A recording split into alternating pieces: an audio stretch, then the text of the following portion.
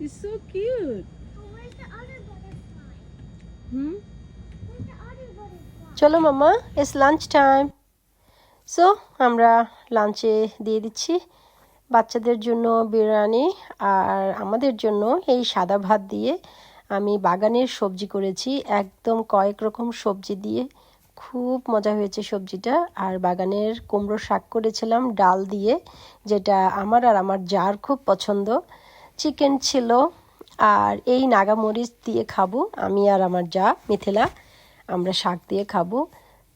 আর একটু sweet teeth যাদের জন্য আমি একটু সুইট ট্রে করে নিচ্ছি, যারা একটু পছন্দ করবে তারা একটু খেতে পারবে। সো কয়েক রকমের মিষ্টি, আর এই মতিচুর লাড্ডুটা অনেক মজা ছিল, এটা আমি নিয়ে এসেছিলাম।